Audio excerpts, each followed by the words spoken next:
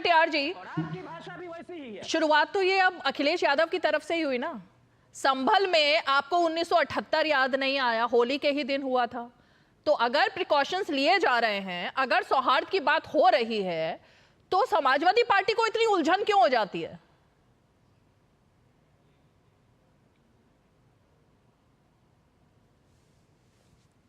अखिलेश कटियार जी। हाँ, मैं कह रहा हूँ आवाज साफ आ रही है हमारी? आ रही है, आ रही है, आ रही है।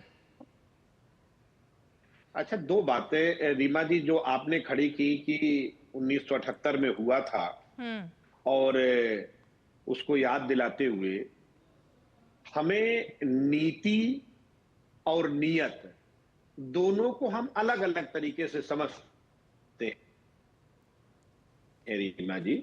हम ये बात समझते हैं कि ये व्यवहारिक जो बात है, इससे कानून को ये जो कर्मचारी है, जो एडमिनिस्ट्रेशन है, उसे ठीक से हैंडल करने के लिए ही आम जनता के पैसे से तनख्वाह दी जाती है। ठीक है, लेकिन जब वो लोग उसे एक राजनीतिक, भाई होली भी है, जुम्मा भी है, इतनी हमारे पास पुलिस फोर्स है, इतना हमारे पास एडमिनिस्ट्रेशन है, और हम आम आदमी रीमा जी अमन चैन से रहना चाहता है। हाँ। लेकिन फिर उसमें ये गिनती देना कि इतने जुमे आते हैं, एक होली आती है, अगर आपको रंगों से है, तो इसको राजनीतिकरण करने की कोशिश कौन कर रहा है? कौन कर रहा है? माननीय अखिलेश यादव जी के लोग कर रहे हैं, या जिन जिन लोगों को ये सांप्रदायिक ध्रुवीकरण से जिन्हें राजनीतिक लाभ उठाना होता है वो कर रहे हैं। ओके। ये बात तो साफ है कि हाँ। ये सांप्रदायिक ध्रुवीकरण करके, हिंदू हिंदू करके आप अपनी राजनीति को मजबूत करने का जो रास्ता तलाशते रहते हैं, ठीक अब है। वो उत्तर प्रदेश में उस चीज को नकार दिया है। अखिलेश कटियार जी का फ्रेम ठीक ना? कीजिए, बार तो बार फ्रीज हो रहे हैं, उनकी इसमें बात ही नहीं आ रही है। अखिलेश जी, आप ऐसा ना नेटवर्क करें, नेटवर्क पुअर है क्या आपके एरिया में? थोड़ा सा शायद उसको ठीक कर लीजिए थोड़ा सा। आप कुछ भी बोल रहे हैं ना, बहुत फ्रीज हो रहा है। नहीं, मेरे यहाँ बिल्कुल नेटवर्क पुअर नहीं है, मैं बहुत अच्छी जगह बैठा हूँ। अब बोलिए, अब बोलिए, अब आवाज आई अच्छा है रीमा जी। अच्छा ठीक है, अब बोलिए।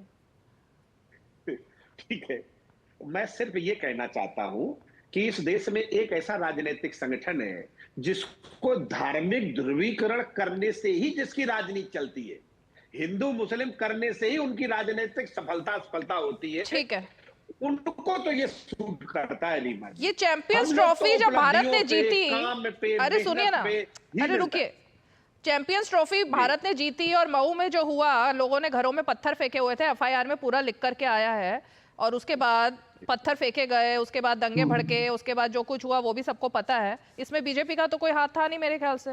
ये तो मेंटेलिटी की बात होती है मेरे ख्याल से, ये तो मानसिकता है ना। घर में पत्थर रखने की जरूरत क्या थी? उन पर आप बोलते हैं क्या कुछ कभी? अखिलेश कटियार जी, उनको समझाते हैं। एएसआई की टीम जाती है सर्वे करने के लिए, संभल में पुलिस वालों पर पत्थर बरसाती हैं महिलाएं, उन महिलाओं के बारे में बोला था कुछ आपने? उसमें तो बीजेपी ने कुछ किया नहीं था शायद। नहीं, इसको पूरा कर लेना चाहिए रीमा जी, इसको पूरी बात कर लेनी चाहिए। मऊ की भी घटना है और सहारनपुर की भी घटना आपके नॉलेज में होगी। सहारनपुर में उस भीड़ ने पुलिस वालों को पुलिस वालों को अपनी जान बचाने के लिए चौकी में बंद होना पड़ा, और बाद में उस भीड़ ने चौकी को घेर लिया। फिर ये भी जानकारी आपको होगी जरूर। हाँ, फिर बताइए। चौकी को घेरा और बाद में किसी तरीके से पुलिस वालों ने जान बचाई।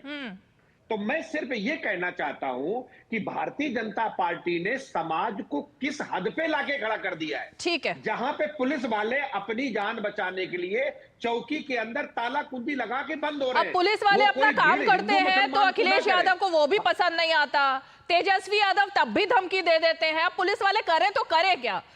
मैं सिर्फ ये कहना चाहता हूं त्रिपाठी साहब, हमारे नेता माननीय अखिलेश यादव जी होली और दिवाली कैसी मनाते हैं।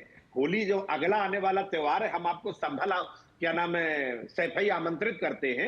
हाँ। आप आइए, हम आपका बहुत अच्छे से दिखाएंगे कि हम लोग होली का त्योहार हमारे नेता के नेतृत्व में कैसे मनाते हैं। लेकिन रीमा जी, एक बात मैं जरूर कहना चाहता हूं त्रिपाठी जी से, आप जितना बोले हैं, त्रिपाठी जी बड़े भले आदमी हैं, विद्वान साथी हैं, लेकिन आप बुराइयां ही गिना रहे हैं साहब। जब से कभी आप देवी की बुराई की, वो अनपढ़ है, चारा चोर है, 8वीं फेल है, हमारी बुराइयां गिना रहे। हमने जो सवाल खड़े किए हैं, मेरा निवेदन है कि उस पे भी बोले।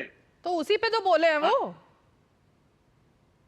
अच्छा बोलते हैं, लेकिन जयंत जिज्ञासु जी ने ऐसे ऐसे शब्दों का इस्तेमाल किया शलभ मणि त्रिपाठी जी के लिए, उस पर तो आपने एक टिप्पणी नहीं की अखिलेश कटियार जी, और वो इतनी सभ्य भाषा का इस्तेमाल कर रहे हैं, उनके ऊपर आप टिप्पणी कर रहे हो। मैं समझ ही नहीं पाई जयंत जिज्ञासु जी ने क्या क्या नहीं बोला, मतलब इसीलिए मुझे उनकी आवाज को करना पड़ा। अब रुकिए, ऑडियो म्यूट है, मैं सुन नहीं पाया। पार्टी के नेता क्या बोले? अखिलेश कटियार जी, बहुत सारे अलग अलग मामले हैं, लेकिन मैं उस वक्त किसका शासनकाल था इस पर जा ही नहीं रही।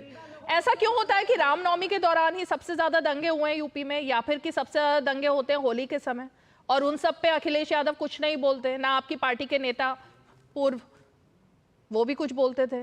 ऐसी क्या वजह है? और जब कानून व्यवस्था हाथ में लेकर सरकार कुछ कर रही है कि दंगे ना हो, संभल की घटना से सीख लेकर के आगे बढ़ा जाए, तो फिर से राजनीति शुरू।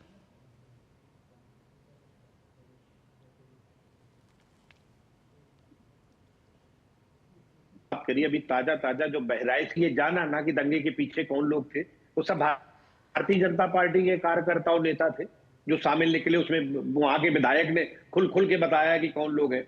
और दूसरी बात, हम इस बात से सहमत हैं कि प्रशासन को अच्छा काम करना चाहिए। त्योहार का टाइम है, सबके घर में खुशहाली से मने, वो नमाज भी अच्छे से पढ़े। इस्लामिक सेंटर ये मौलाना खालिद साहब है, इस्लामिक सेंटर ऑफ इंडिया करके जो है, उन्होंने कहा कि भाई अपनी नमाज को हम थोड़ा आगे कर लेंगे। उन्होंने एक अपनी एडवाइजरी जारी करी। चीजें बहुत अच्छे तरीके से, दिक्कत सिर्फ सीओ से है, दिक्कत योगी आदित्यनाथ से है, दिक्कत किससे है आपको? सीओ से दिक्कत है? पूरा मामला क्या है? सीओ से दिक्कत है, किससे दिक्कत है?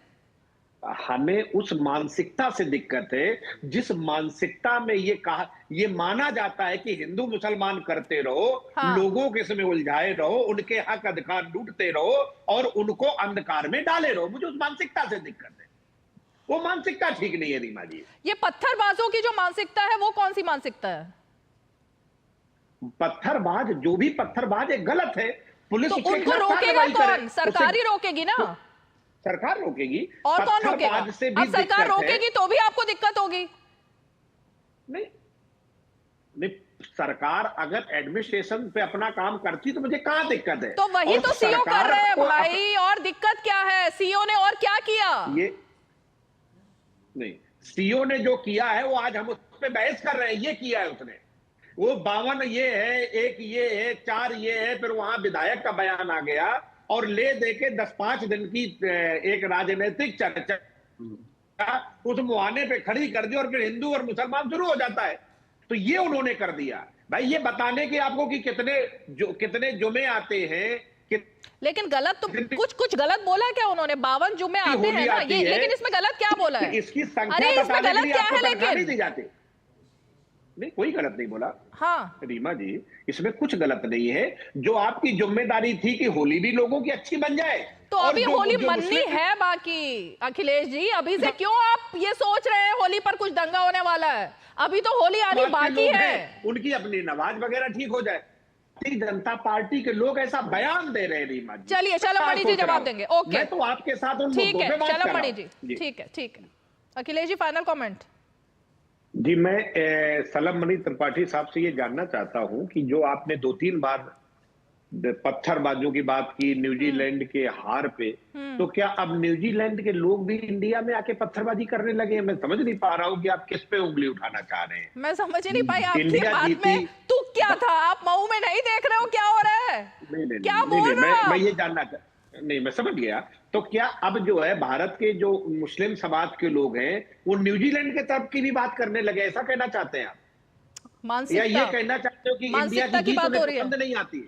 शलभ Mani ji, final comment. Okay, ये बात समझ में लेनी चाहिए, क्योंकि अगर आप न्यूजीलैंड की जीत पे जो लोग भीड़ निकल के जिन लोगों ने अव्यवस्था फैलाई उसका भी आरोप आप मुस्लिम समाज पे ही मढ़ना चाहते हैं, तो त्रिपाठी साहब ये बात तो बड़ी अच्छी